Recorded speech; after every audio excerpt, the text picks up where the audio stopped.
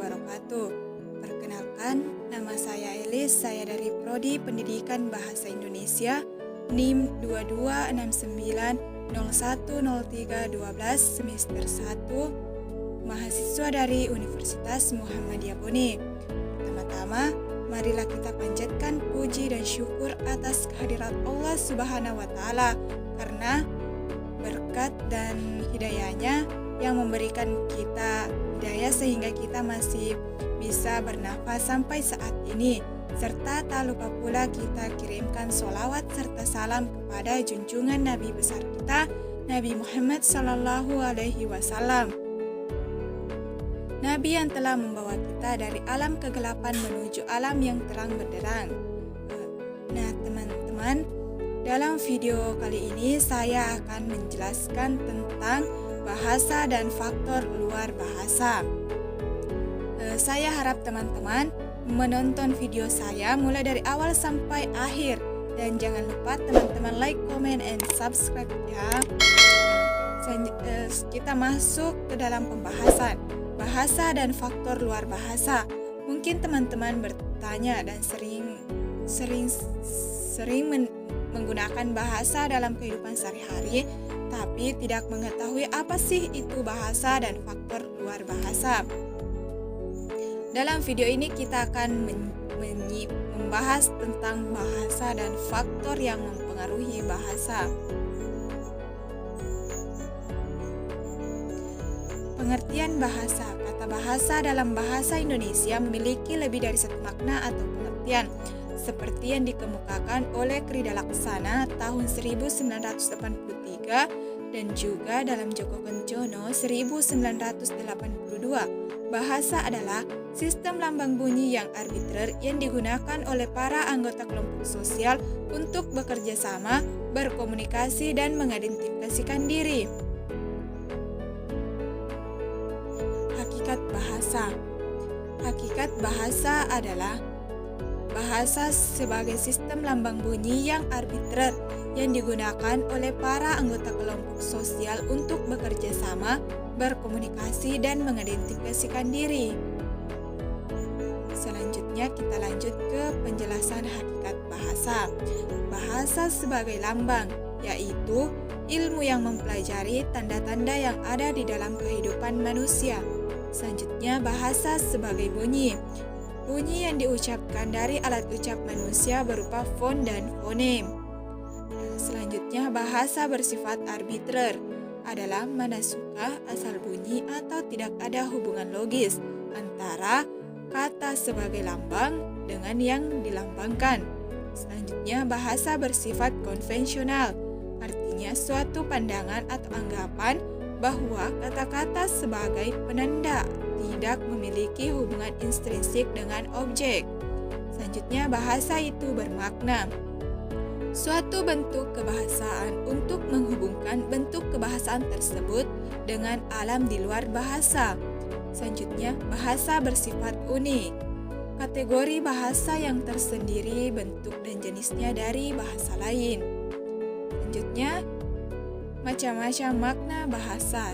Yang pertama, makna leksisi, yaitu makna sebagaimana yang ada di dalam kamus atau makna yang sebenarnya. Yang kedua, makna kontekstual, didasarkan pada hubungan antara ujaran dan situasi ketika ujaran itu dipergunakan. Selanjutnya, makna kiasan, yaitu bahasa yang didasarkan pada perasaan atau pikiran yang berada di luar makna sebenarnya. Kita lanjut, makna gramatis, yakni hubungan antara unsur-unsur bahasa dalam satuan-satuan yang lebih besar. Nah, selanjutnya kita masuk ke bahasa dan faktor luar bahasa. Objek kajian linguistik mikro adalah struktur intern bahasa atau sosok bahasa itu sendiri. Sedangkan kajian linguistik mikro adalah bahasa dalam hubungannya dengan faktor-faktor di luar bahasa, yaitu tidak lain daripada segala hal berkaitan dengan kegiatan manusia di dalam masyarakat, sebab tidak ada kegiatan yang tanpa berhubungan dengan bahasa. Lanjut, bahasa dan faktor luar bahasa.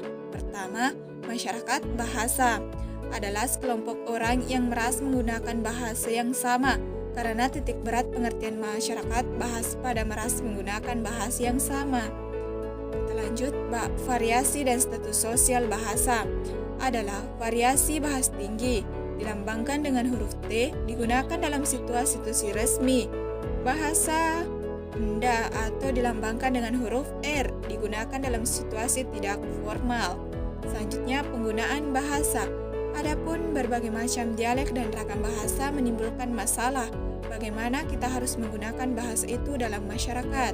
Kita lanjut, kontak bahasa adalah terjadinya atau tertepatnya apa yang disebut bilingualisme dan multilingualisme dengan berbagai macam kasusnya seperti interferensi, integrasi, ahli kode, dan campur kode. Kita lanjut, bahasa dan budaya. Bahasa mempengaruhi kebudayaan atau bahasa itu mempengaruhi ciri berpikir dan bertindak manusia. Apa yang dilakukan manusia selalu dipengaruhi oleh sifat-sifat bahasanya. Nah, kita hampir berada di ujung video karena kita sudah memasuki rangkuman.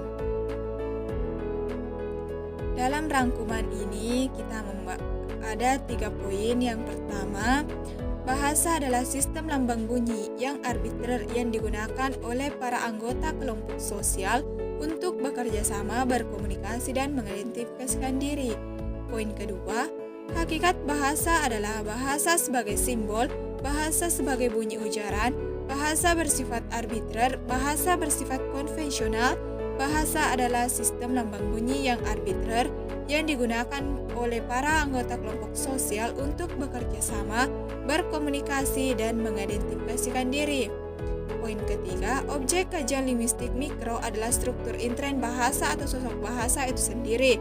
Sedangkan kajian linguistik mikro adalah bahasa dalam hubungannya dengan faktor-faktor di luar bahasa, yaitu tidak lain daripada segala hal berkaitan dengan kegiatan manusia di dalam masyarakat, sebab tidak ada kegiatan yang tanpa berhubungan dengan bahasa. Nah, kita telah berada di ujung video atau akhir video saya. Dan di akhir video saya ini ada kuis untuk teman-teman semua loh. Untuk mengakses pertanyaan saya, teman-teman dapat mengaksesnya lewat link yang sudah ada ya teman-teman. Nah, kuis saya itu apa sih itu bahasa dan faktor luar bahasa? Silahkan teman-teman jawab pertanyaan tersebut dengan mengakses link yang telah ada. Sekian dari video saya tentang bahasa dan faktor luar bahasa. Semoga membantu teman-teman sekalian. Jika ada kekurangan atau kesalahan kata yang saya ucapkan minta maaf, dan saya juga mengucapkan terima kasih kepada teman-teman karena partisipasinya untuk menonton video saya. Baik, video kali ini saya akhiri dengan ucapan Assalamualaikum warahmatullahi wabarakatuh. Jangan lupa like, comment, and subscribe ya.